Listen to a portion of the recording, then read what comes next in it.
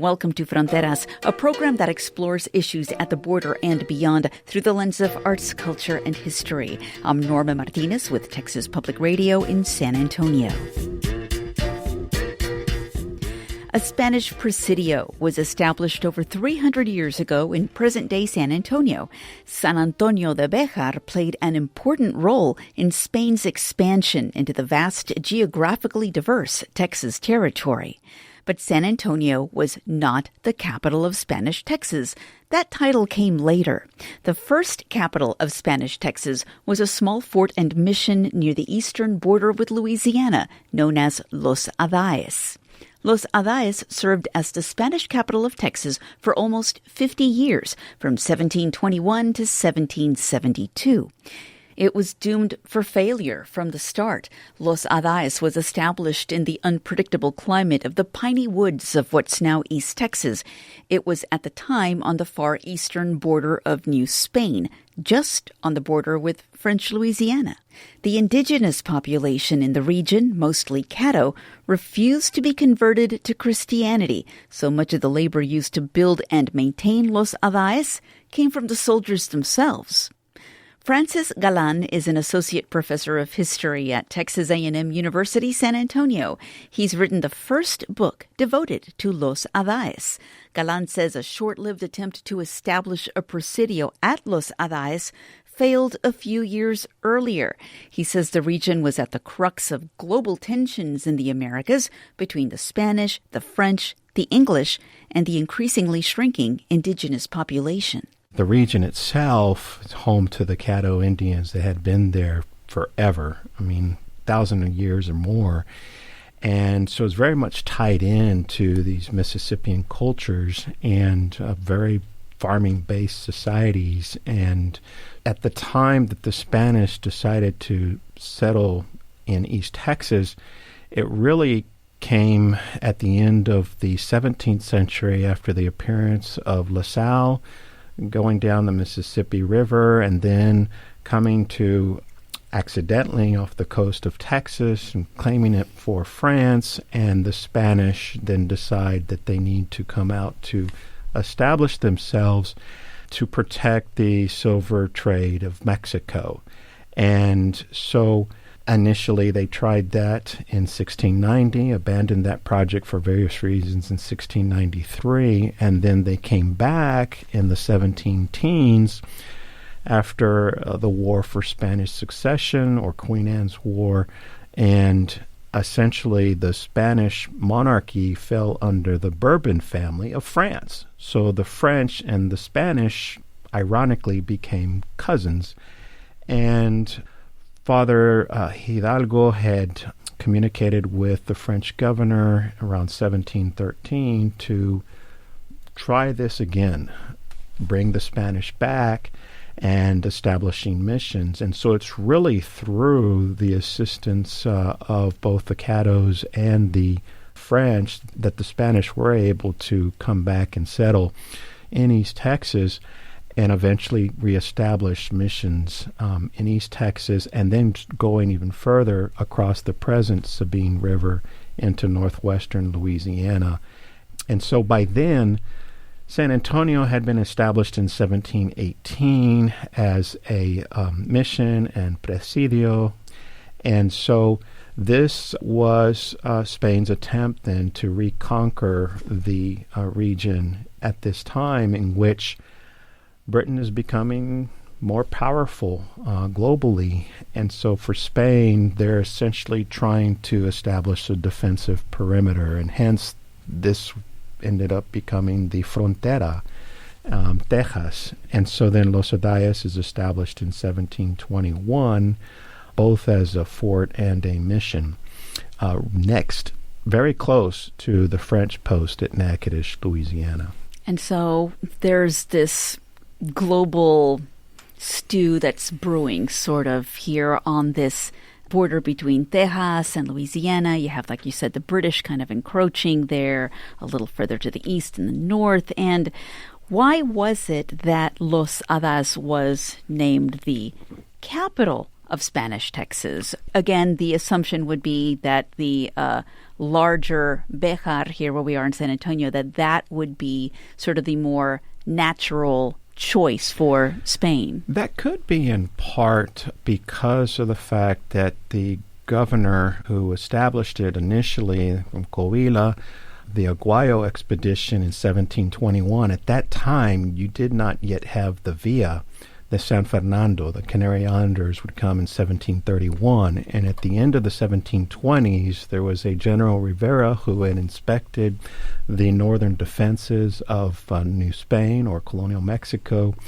and after his report, that's when they had designated Los Adayes as the capital, and that was just prior to the arrival of the Canary Islanders. But that was officially the seat of the governor, although more often than not, he would spend time in San Antonio. And let's talk a little bit about why that is, because from what I've read in your book, Los Adayes, the first capital of Spanish Texas, Los Adayes was unlike many of the other past established missions and presidios. For one, there were mostly military soldiers who were in it. It was not so much focused on settlements as it was just having a presence there. And then the weather and the climate and just the general lack of being able to feed and sustain oneself there made it really impossible to be able to kind of sustain civilization there for a long period of time, which probably explains why it only lasted just a few decades.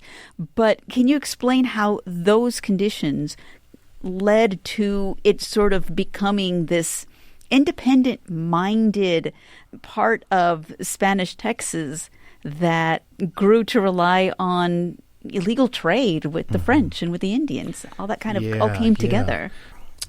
From the beginning of its establishment in 1721, it was around 100 soldiers that were garrisoned there, and about a third of them actually brought their spouses. And so many of them had initially come from Monclova in Coahuila or Saltillo in Coahuila, and the thinking was that better to bring along spouses and to bring along families, learning from past experience in East Texas among the Caddo that when the Spanish did not bring their soldiers initially in 1690, that led to disaster. Historian Juliana Barr talks about that in her book, When Peace Came in the Form of a Woman, and looking at the relations between the Spanish and the Indians and the significance of women, the importance of women on the frontera. And in the case of Los Adayes, I mean, they really are on the frontera. I mean, they are so isolated from the rest of Mexico that the weather does come into play with flooding and the inability to be able to establish a sustainable harvest. And so they rely upon the French for food supplies, and it is through that the Spanish government allows initial trade with French Natchitoches. But as some scholars have noted, that also proved as a cover for contraband trade. And going into the 1730s, things got really bad to the point that the local soldier, who was the temporary commandant, Lieutenant Joseph Gonzalez, wrote Governor Sandoval, who is here in San Antonio dealing with problems here, that you better come back, because if you don't, everybody may abandon this place because it's suffering. And incidentally, in the spring of 1736, there is this quote-unquote elopement of Lieutenant Joseph Gonzalez's daughter with a French soldier. And so in a way, that kind of bridged this border. And of course, the French had close ties with the Caddos already. And so that really kind of brought the Spanish into their network in that region. And so as I tended to see it, for the people in Los Adayes, they were really increasingly looking more eastward than southwest in terms of their relief. And so I didn't originally intend to talk a lot about smuggling, but it seemed like that ended up being such a huge topic.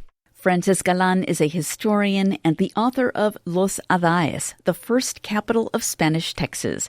He's a professor of history at Texas A&M University, San Antonio. When we come back, the 18th century presidio at Los Adayes was like any other border community at any point in history. Oh my God, this is like a modern border town setting. And so that so much is going on across the border, especially trade, kinship, worship. Our conversation continues next on Fronteras. Did you know many companies offer workplace giving programs? It's an easy way to make your support for Texas Public Radio go even further. Don't miss out on this simple yet powerful benefit. Visit tpr.org/workplacegiving to see if you're eligible today. Giving back has never been more accessible or impactful. Welcome back to Fronteras. I'm Norma Martinez with Texas Public Radio in San Antonio. The 18th century mission and presidio known as Los Adayes was the first Spanish capital of Texas. It was located on the frontera of New Spain and French Louisiana. It was not unlike other border communities today. Goods were smuggled, and people crossed to trade and to forge cultural and familial bonds between enemies turned allies. Los Adayes was located over 1,000 miles away from the main Spanish capital in Mexico City and hundreds of miles away from larger, more fortified communities like San Antonio. The missionaries, soldiers, and families in Los Adayes started some ranching operations, but depended on goods from their French and Indian neighbors across the border to survive day to day. Historian Francis Galan has written a comprehensive history of this little-known mission and presidio. He says the Spanish crown saw illegal trade on the Texas-Louisiana border as a threat to its empire. Smuggling would end up almost being a kind of death knell for the Spanish Empire on its peripheries everywhere in the Americas, because the British are just plying their trade. The French are doing the same thing. And here in this little part of the empire, you have people at the local level are doing things for survival that their superiors may not necessarily agree. And so it's the proverbial, obedezco pero no cumplo, I obey but I don't comply. I mean, that seemed to be the case a lot. And so for the settlers there, it's also something to keep in mind that for the religious aspect of the community, the missionaries acted as de facto chaplains. In the Spanish missions of East Texas, historians, scholars have noted that, there weren't any conversions of the Caddo. And I note in my book that, the Spanish viceroy had denied the Spanish in East Texas the use of military force to gather Indians into the missions. Otherwise, the Caddo might rise in rebellion with French allies. And it is interesting that the Franciscans ended up evangelizing beyond, quote-unquote, the mission walls, but they also went and gave Mass at the chapel inside the fort. They also went over to Natchitoches, and they would give the sacraments, baptism, the French were also Catholic. Marriage, burial. And it was through that you also have this more ingraining of the community, because after all, they were both Catholic. Yeah. What was also, I thought, really interesting to me is that, even though the crown is frowning on this illegal trade, still some of the governors and the higher-ranked military are taking advantage of some of this illegal smuggling, and they're using the soldiers at Los Adayes to their own advantage, taking advantage of them, making them gamble, making them do a lot of hard labor. Can you talk a little bit about maybe sort of that sneaking around by some of those upper-level folks? Yes. Well, so there's a chapter that discusses the residencias, or the administrative reviews of the governors and their time in office. And officially, when people are asked or questioned, deposed. Did the governor engage in smuggling? The answer is usually, oh, no, he behaved. Did he engage in Indian slavery? Oh, no, he behaved. But you end up learning from the archival records that the governors were using their soldiers to send them to go trade hides in Natchitoches, Louisiana. They were taking goods to trade with the indigenous peoples. They were even going down to Saltillo. I think even one instance of going all the way down to Mexico City, perhaps at the secondhand markets in Mexico City. But for the most part, though, the governor, it's almost like they're carving out their own little empire, if you will. The soldiers then, especially the officers, are used to patrol. They're supposed to, ironically, keep out smugglers coming from Louisiana. And they do stop some people from smuggling, but for the most part, the governor confiscate the goods, place them in storage, say at Mission Nacogdoches or at Los Adayas, and actually use that then in their trade with the French and Caddos.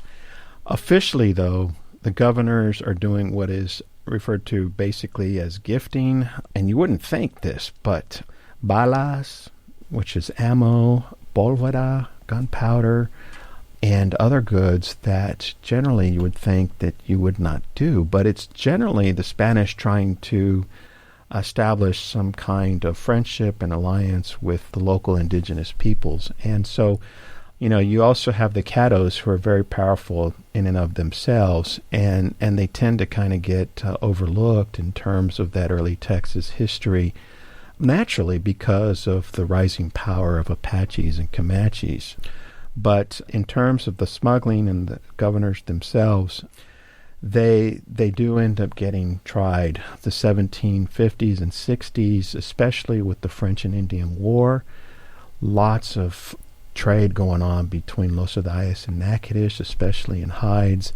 And then again later in the 1760s, there are deserters appearing from wars, and they're appearing at Los Adayas. There's even one in which some slaves, African slaves from Natchitoches, come to Los Adayas to engage in a kind of underground economy, if you will, that is secondhand. So it is at the high level, but it's also going on at a lower level as well.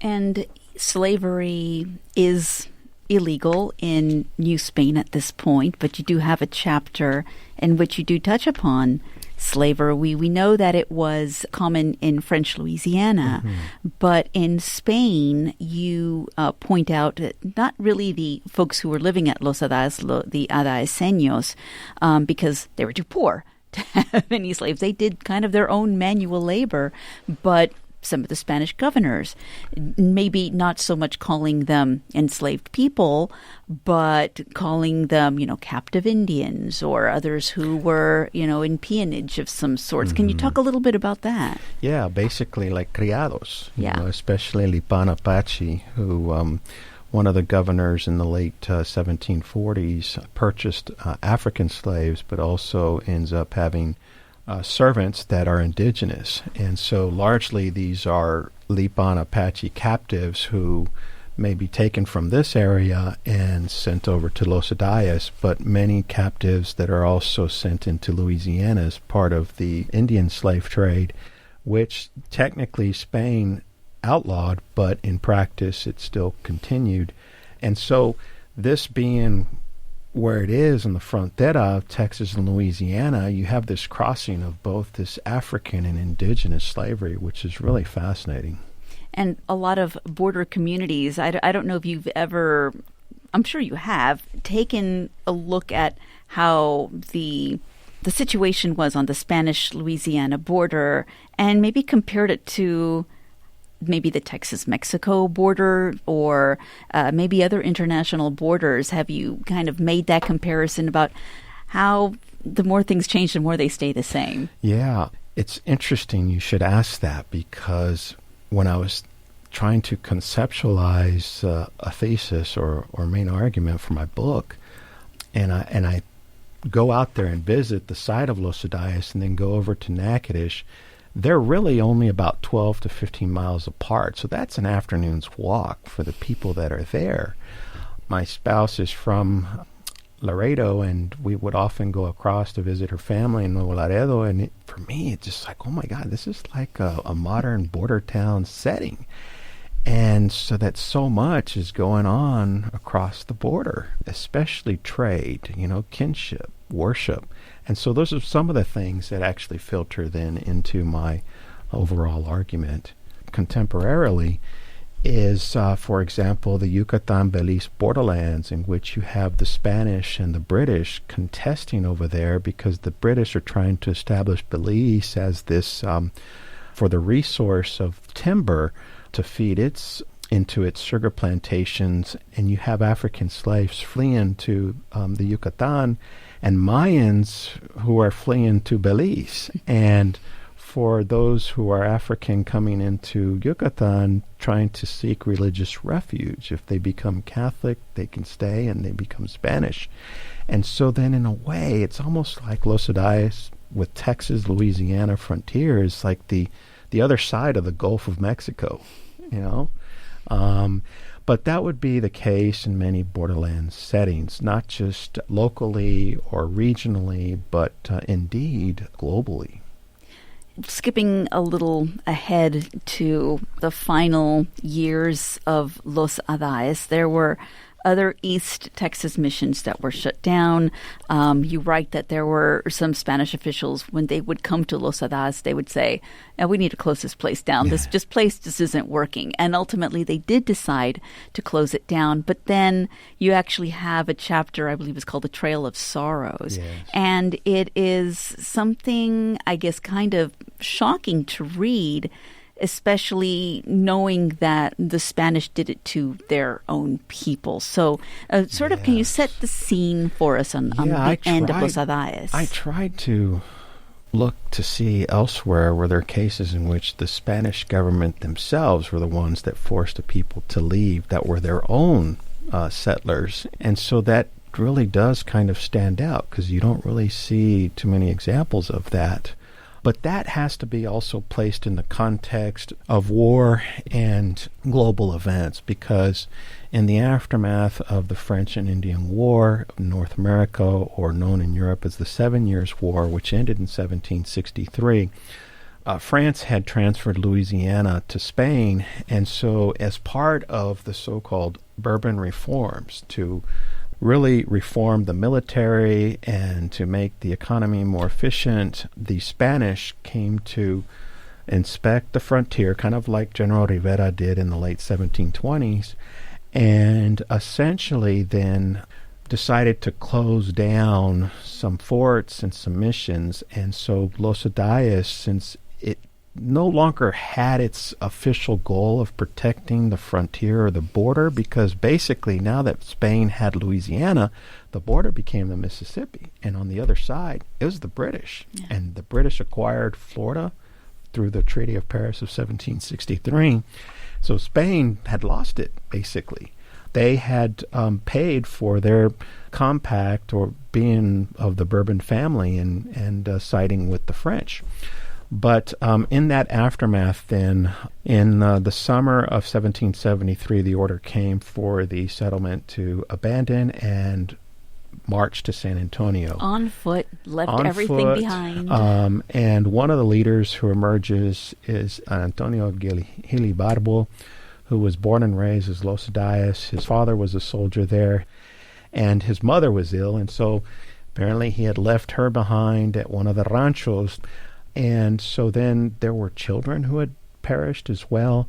And so roughly, say, 400 to 500 had to leave. And what's the distance between San Antonio and Los Adayes? It's about 350 miles. It could be even 400 miles, just depending on where you're at and where your ranchos are. And they made the journey. They arrived sometime in September, and then to San Antonio. To San Antonio, and then almost immediately petitioned to return to East Texas. They're given permission, even though the governor at the time in San Antonio did not trust them, because they had gained a kind of reputation for smuggling. the viceroy allowed them to return, but they weren't allowed to return all the way back to Los Adayas. They wanted to keep them on what would be the present west side of the Sabine River in East Texas. And so then they established a town called Bucareli, and this was a civilian settlement. About half of them had returned to East Texas and established Bucareli on the lower Trinity River, and it was in existence for about 5 years until 1779, when flooding, disease, trouble from Comanches had to force them to abandon Bucareli, and then they go to the former site of the mission Nacogdoches to establish the pueblo de Nuestra Señora de Pilar de Nacogdoches. And so essentially then modern Nacogdoches is considered to have been established in 1779, although it has a much earlier history going back to the Caddo and the mission. But then there's another, just under half of the people who remained in San Antonio, and they were supposed to be given lands to settle on, but there was no lands to be given to them, and eventually they are awarded lands from Mission San Antonio de Valero around 1792. 1793, they established the Pueblo de Valero in the neighborhood of the present Alamo. So going to, the current Los Adayas site, as I had mentioned earlier, it's not like some of the other missions or presidios that people might think of when they think of a Spanish mission. They were made out of wood, which is a material that is not going to last very long in the elements. So the site that we now know as Los Adayas, it's now a state historic site in Louisiana. How was it known that existed? Was it a lost site, later rediscovered, or did it just manage to stay alive in history just long enough to where it did earn this recognition of being this first capital? Well, sometime around the Adams-Onis Treaty of 1819 between Spain and the United States, Spain transferred Florida to the United States. That was the treaty that ultimately established the Sabine River as the border between Texas and Louisiana, which exists today. And there were still places marked as Adayas, either maybe the Adayas village in the area. And so there are descendants who do live in that area that claim to have roots with Los Adayas, as well as with Natchitoches, Louisiana. But at some point in the 20th century, there were old-timers who had donated land to this site sometime during the Great Depression, and then in the 1970s, around early 80s, archaeologist Pete Gregory did his dissertation at SMU on Los Adayas. And so it was almost like he really drew a lot more attention to that site that helped make it a historic site. Well, why do you think that this is such an important piece of history that we need to know? Again, those of us living here in Texas, all of us are sort of taught this one bit of history, which is where the history of Texas starts, 1836, Battle of the Alamo. But there's so much more. Again, reading in your book, it's incredible to me just the number of Native peoples that are living in this particular piece of land where this book is set. So, what's the lesson that you'd like for us to walk away from what we're learning about Los Adayas? Well, for that time period at least, a sort of lesson was that, no matter how many boots on the ground Spain put, they weren't going to really be able to police that border because everybody would just skirt around them, if not the troops themselves engaged in smuggling. And so there's always going to be smuggling no matter what borders there are. But it's also this idea that borders can unite as much as they divide. And that could be something that applies in the present day. The fact that this is a place in which there's a historical marker there that mentions how Los Adayas holds significance for commemoration of the history of the United States. And And I was like, wow, so somebody already said it, but they didn't say what that was. And it was the spot where Spain checked American westward expansion after the Louisiana Purchase in preventing the Freeman Custis expedition, which was sent after the Lewis and Clark expedition. Everybody knows about Lewis and Clark, but not about Freeman Custis so much, and almost went to war. And so if you think about it, and you mentioned 1836, that had that not happened, who knows? Maybe there wouldn't have been a Battle of the Alamo, or maybe there would have been something else. But it does call to the attention that, the origins of Texas are really diverse, and that there are different parts of the state that contributed to the formation of our great Lone Star State. Well, Francis Galan, it's been terrific talking to you today. Thank you. Thank you very much. Thank you. Francis Galan is an associate professor of history at Texas A&M University, San Antonio, and is the author of Los Adayes, the first capital of Spanish Texas. Galan has authored several scholarly articles on Spanish Texas and borderland studies. His next project will follow Antonio Gil Ibarbo, who led displaced Los Adayes families eastward from San Antonio to eventually found Nacogdoches in 1779. Fronteras editors are Dan Katz and Yvette Benavides. Chiranga Cakewalk composed our theme music. Hear past episodes at tpr.org and on the Fronteras podcast. I'm Norma Martinez with Texas Public Radio in San Antonio. Thanks for listening.